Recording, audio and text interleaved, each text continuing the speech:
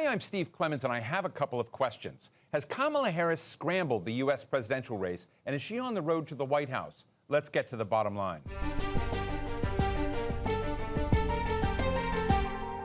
Former President Donald Trump and current Vice President Kamala Harris have a few more months to convince the American people that they should be their next president. The polls say they're neck and neck for now, but with about 80 days to go, both candidates still have more than enough time to attract more voters or lose them. So with major issues facing the United States, from immigration and the southern border to America's policy towards Palestine and Israel, to the economy, you name it, which way is this race going? Who do Americans trust and like more? And do their vice presidential choices, Senator J.D. Vance and Governor Tim Walz, matter at all? Today, we're talking with David Catanese, national politics correspondent for McClatchy, and Simon Rosenberg, a Democratic Party strategist. Thanks to both of you for joining us. Let me start with you, David. Yeah. I think just a few weeks ago, not only were the polls showing it, but I think Donald Trump probably felt he had this race down, that he was going to win and prevail over President Biden. What's happened since those last few weeks? Everything's happened. Obviously, the big switch, the big swap. It's amazing to go back, and 6 months ago, people were saying this could never happen. Joe Biden was going to be the nominee. It was a conspiracy theory to think that anyone else would be the Democratic nominee. And here we are. We're on day 25 of Kamala Harris's campaign, and I don't think she's had a bad day.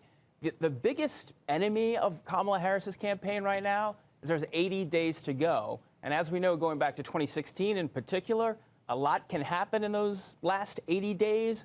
But man, you couldn't ask for a better first 3-4 weeks. Going into next week's Democratic convention, they probably get another good week out of that. She's probably won August. I think September, I just wrote this on my Substack, I think September is probably the best opportunity for Republicans to get that momentum back, and that's going to be at the first debate. Do you think Donald Trump is feeling the pressure? Absolutely. I mean, if you watched him in his rally the other day in North Carolina, and I watched it very closely, his advisors said they wanted to give an economic speech to bracket Kamala Harris's economic speech in North Carolina, also taking place this week. And he basically complained about it. He got mad that she's on the cover of Time magazine. She's not giving interviews. He's talking about immigration. He's talking about how she's not very smart. He was completely off message, and you could tell he was frazzled because he was also citing polls that don't really exist. Most polls, public polls out there right now, show Kamala Harris in the lead in the battleground states, places like Pennsylvania, Michigan, Wisconsin, and Trump was citing polls that we're not sure about, that he was ahead. So I think he's definitely frazzled. He knows he's losing. He's not going to admit that, but his actions on his stump tell it.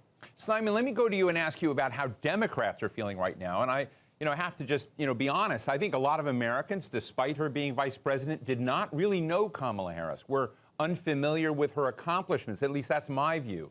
And I'm interested in the fact that she has done so extraordinarily well. You see in the polls major mileage when it comes to shifting independent voters and other Democrats that may have been sitting out, on the sidelines of this race. But would love to get your sense of what Democrats are feeling right now and what you yourself think about the Kamala Harris candidacy.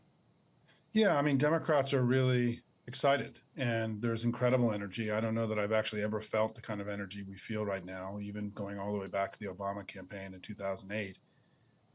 We've not only have we taken a solid and meaningful lead in polling, but the flow of money and volunteers into both in the Harris campaign and all Democratic campaigns up and down the ticket has also made our party much stronger and more powerful than we were even a month ago in terms of just closing out these last 3 months of the election. And so I think we're very optimistic. I think we all, though, understand that elections, as David was saying, anything can happen in this age of Trump, and that, we need to keep our head down and doing the work. But I think one of the things that people underestimate, I believe, is the success that we've been having since Dobbs 2 years ago. We have consistently, in all these special elections, midterm elections, off-year elections, every type of election, we have been overperforming expectations and Republicans have been struggling. There's been sort of one basic electoral dynamic in place in the country since Dobbs. And now this election is starting to feel like what all those other elections that we've been having over the last 2 years, where Democrats are on the front foot, we're on offense, we're unified, we're strong, we have unbelievable amount of volunteers and money, more money than Republicans, far better political operation than Republicans. and then their thing is struggling. And what David was saying is that I think it's hard for people who don't live in the United States to realize just how difficult a time the Trump campaign is having right now. I mean, they are melting down. They're barely doing any events. Every time Trump speaks, he's creating negative news and negative stories for the campaign. There's incredible division inside the Republican Party, unprecedented division. So, we're unified, strong, optimistic.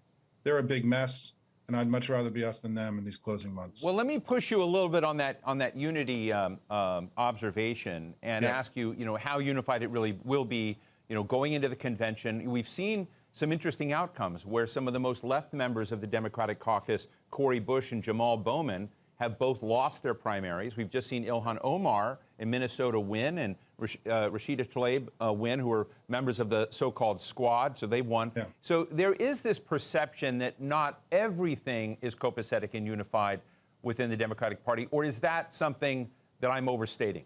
So I've been working in Democratic politics since the late 1980s. The Democratic Party has never been more unified right now than at any time since I've been in the business. I mean, of course, in a big tent American political party, there are going to be things going on internally. But man, are we fully... Look how she wrapped up the nomination within a couple days of getting into the race. I mean, David was talking about sort of the serendipity and sort of the extraordinary things that we've all witnessed here. But one of them was that the party just organically rallied behind her so aggressively in those early days. That was not a foregone conclusion. I mean, there could have been very divisive internal Democratic politics. I think for months, many of us have been kind of tiptoeing around the age issue in politics, how to talk about it, how to talk about President Biden's age. We finally became more robust in it. Has this now flipped on Donald Trump, where now he's the old guy, and he raised age more than anyone else when it was still Biden and Trump? Does the age issue matter, David? I think it's less about age and more about Trump's inherent instability and his instinct for chaos. I mean, yes, he is much older than Harris, about 20 years, but I think the fact that Harris just replaced Biden, she's really a blank slate, right? She didn't have good approval ratings as a vice presidential candidate. She was not a good presidential candidate when she ran on her own in 2019. She had to drop out before the voting began. And here she is now just because she is not Joe Biden. And to his point before about the Democratic unity, the unity came just because it was not Joe Biden. And I think youth is part of that. But Trump's problem isn't that he's old. It's that he says things that are off the wall, and he says offensive things. And that, I think, is the inherent problem. I mean, he can have a 2-hour rally, and they can say, talk about the economy, and he'll hit on some of the points. And some of the points, I think, are legitimate questions to put at Kamala Harris. Why didn't you fix the economy while you're vice president? What are you doing now? What about your record in office? You've been there for 3.5 years. But then he meanders off message and talks about wild, crazy theories, spews out a lot of falsehoods, and that is not a message that is consistent and disciplined and penetrates to the public. Simon, I'd love to get your thoughts on this age question as well, but let me add something. Biden used to talk that along the lines that democracy itself was at stake, and that what might come is fascism, the end of this nation as we know it.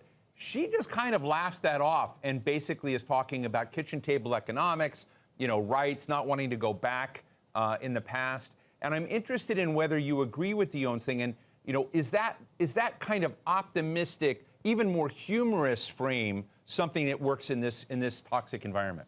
Well, she did something really powerful, and I disagree with David a little bit that she was just not Joe Biden. I think that she came out of the box very, very strong, and her positioning of forward and backward, of not going back, we're going forward, took us out of the political dimension. I think this is really important, right? This is not a left-right conversation. It's not an ideological conversation.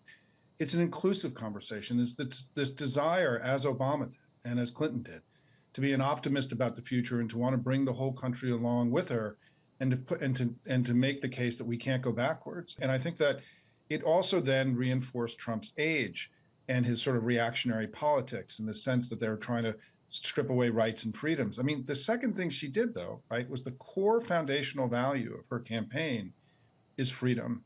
And that's an implicit, explicit critique of what the Republicans are trying to do to strip rights and freedoms away and end our democracy for all time, which is literally their agenda. And so I do think she's going there, but in a slightly different way. And let's be clear, freedom is the foundational value of the modern Democratic Party since the Four Freedoms speech in 1941. She's tapping into a deep reservoir of something deeply powerful for the country that we all want, I think, is greater freedom. So I think that part of the reason she's doing so well is, yes, she created a far better frame, one that fits who she is, Californian, younger, going forward, and has now made Trump look small and backward-leaning. And I think it's been very effective. But Simon, could I just challenge you on this? She's also whitewashed her positions on everything. She was for Medicare for all in 2020. She says she's not for that anymore. She was against fracking. None of that matters. None of that matters because she's been vice president in this. Because she's been vice president in this administration. Right, so then she has to own the current administration and the current administration's failures on immigration, on inflation, on rising food prices. And I think if she hasn't taken any of these questions yet, the challenge I would have on Kamala Harris right now, she hasn't been through the meat grinder. She's not taking questions. She's not doing interviews. There's a reason for that. Simon's right. She's ahead. Strategically, that's right. But who is Kamala Harris? Nobody really knows. She's what anyone who you want her to be. That's who Kamala Harris is. Well, I also think, just to add into this for a minute, but now it's a tight race. And in this, there are a lot of Americans that are saying they miss Donald Trump because gas was $1 a gallon cheaper back then. That the dynamics of a more expensive economy, inflation, are still out there resonating with a lot of Americans who may not be watching political talk shows. So I'm just interested in that dynamic as well. Yeah, I mean, look, there's no question that she's going to be running on the record of this administration, and we should be loud and proud about it because this has been one of the best economies in American history. Stock market is over 40,000 right now. We have the best job market since the 1960s, the lowest uninsured rate in American history. We have unprecedented amounts of domestic investment in manufacturing and in the clean energy revolution. We have no reason to run away from anything that we've done. I mean, right now, border flows are lower than they were under Trump. The crime rates and violent crime rates and murder rates are far lower than they were under Trump. I mean, the country is far better off today, and we just have to go make that case. And as David is aware, the Financial Times had a poll this week that showed for the first time the Democratic candidate for president was ahead of the Republican candidate on the economy. This was a devastating problem for Donald Trump. And so whatever they were running against before, we're in a very new place. Democrats are not on the defensive of what we've done. We're very proud of the Biden-Harris administration.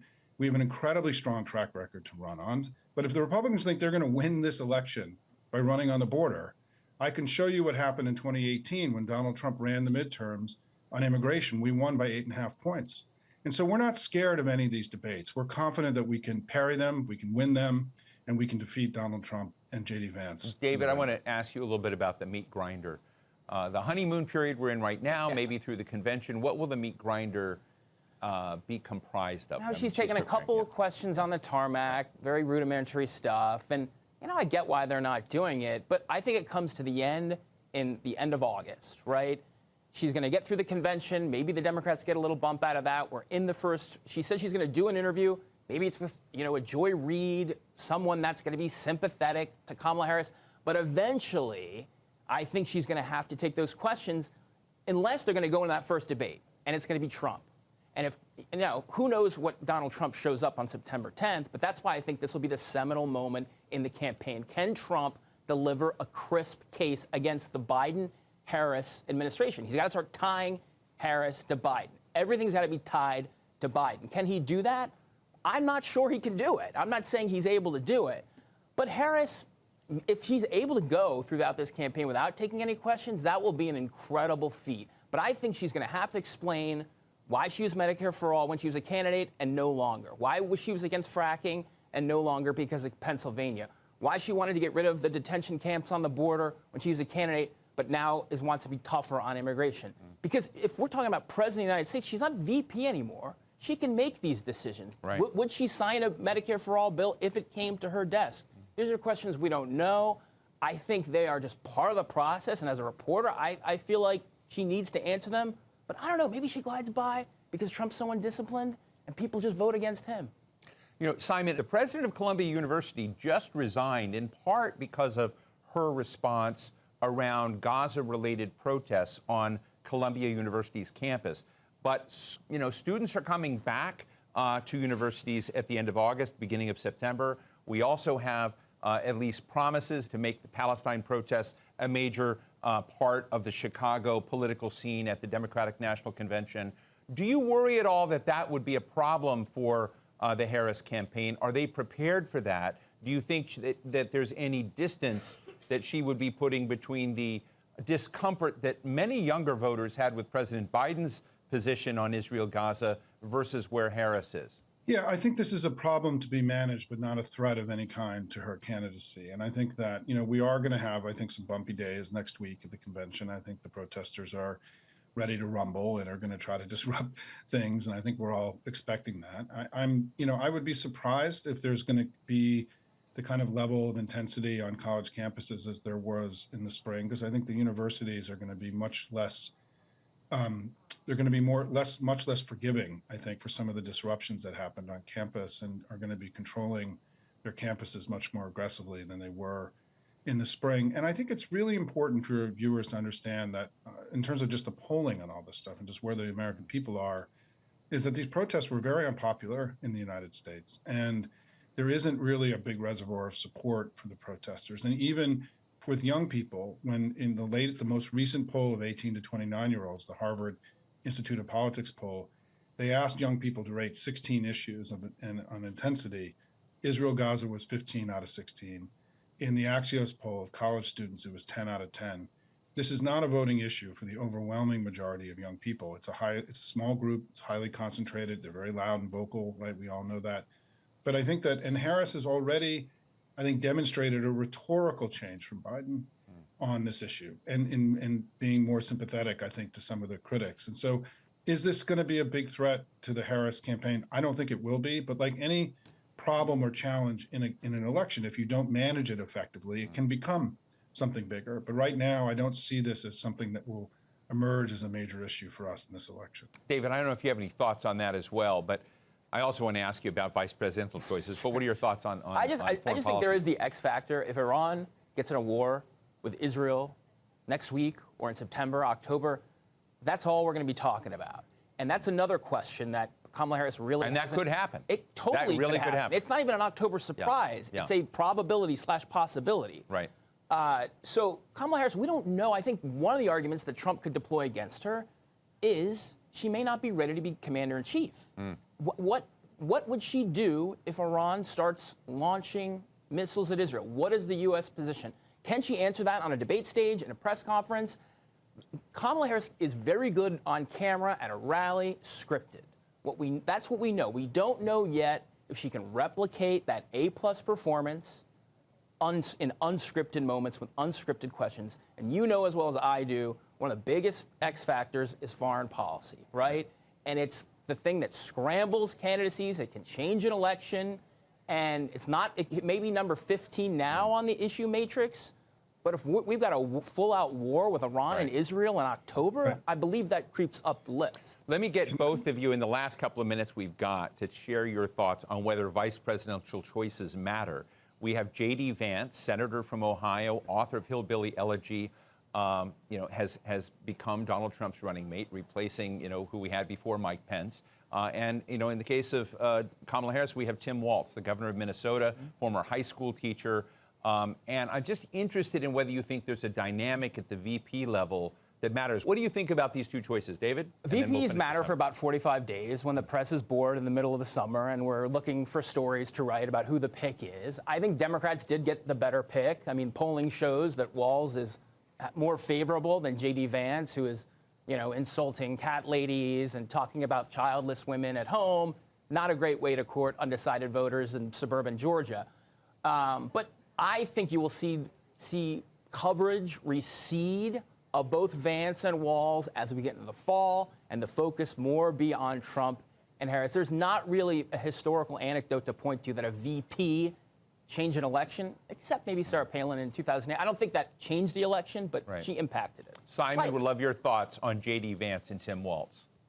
J.D. Vance is the worst VP pick in American political history, in my view. And he's not only the most unpopular VP that's ever in modern polling, but he's continually to generate unbelievably negative news for the Republican ticket every single day, because all these interviews that he did on these obscure right-wing podcasts and where he said just crazy stuff are coming out every day. The latest stuff yesterday about postmenopausal women's main goal in life is to raise their grandkids. He just insulted tens of millions of voters and in ways that has radicalized the women of America. I think that people don't understand that. I think in many ways Trump may have lost this election with the pick of J.D. Vance. And it was a similar moment as Dobbs was 2 years ago, because Trump could have picked a candidate who was an olive branch to the never Trumpers and to the reluctant Republicans that were sort of upset about the direction that Trump had taken the party. Instead, he doubled down and he picked a super MAGA, a Project 2025, pro-Putin, frankly, Republican, somebody I say is from the Handmaid's Tale wing of the Republican Party, who's among the most wild and odious misogynists that we've seen in American politics. And I think it radicalized. Part of the reason we came out with such a bang with Kamala Harris is that Vance had, I think, already begun to radicalize many Democrats against them. So I think Vance has been a disaster, and Trump is distancing himself from him. There's clear tension in the campaign. And we know from polling that he's dragging down the Republican ticket nationally and across the country. Second is Walz was a great pick. I mean, who knew? I didn't know him very well. I was nervous, frankly, in the first 24 hours. But obviously, they've got great chemistry. He's going to be an ambassador for the vice president to parts of the country, rural and exurban parts of the country that were perhaps going to be difficult for her to reach, given her urban and California upbringing. So she really added somebody to her ticket that can expand her coalition. All Trump did was somebody that ended up, I think, doing enormous damage to the Republican ticket in his extremism and with Vance. So I think we did come out way on top. And yes, the VP matters an awful lot in these elections because it's a sign of their values and who they are. It's a signal, and particularly for somebody like Harris, who took an unorthodox pick. She took a risk. It's really paid off for her and shows that she's probably a far more capable politician than many people in Washington are giving her credit for. Any quick last thought? If Trump loses, I don't think J.D. Vance will be the reason. So I'll disagree with Simon on that. But I do believe vice presidential picks matter because look who is the Democratic nominee. She was Biden's pick. And she slipped into this solely because of that reason. I don't know if she wins a Democratic primary in 2024. If it's a big field, you got Newsom and Whitmer and Buttigieg and the rest. But since she was Biden's pick, she might be the next president. And that's why vice presidential picks matter. Well, we will leave it there. What a fascinating conversation. National politics correspondent David Catanese and Democratic Party strategist Simon Rosenberg, really thank you both for joining us today. Thanks, Steve. Thanks, Steve. So what's the bottom line? President Joe Biden he deeply believed that he was the only Democrat who could beat Donald Trump. And he regularly said democracy itself was on the line. His decision to drop out of the race scrambled the political deck in America, and now a younger, woman of color, Vice President Kamala Harris, is actually leading Trump in every battleground state. True, by razor-thin margins, but still, Biden was clearly wrong. America's future is up for grabs, and the different visions offered by a Kamala Harris ticket versus a Donald Trump ticket give American voters a more clear choice. We'll see more of this in the upcoming festival of the Democratic National Convention in Chicago, but this race is now a real race and is nowhere near over, nor determined. The implications for the future of America's engagement in the world on almost every level are enormous. And that's the bottom line.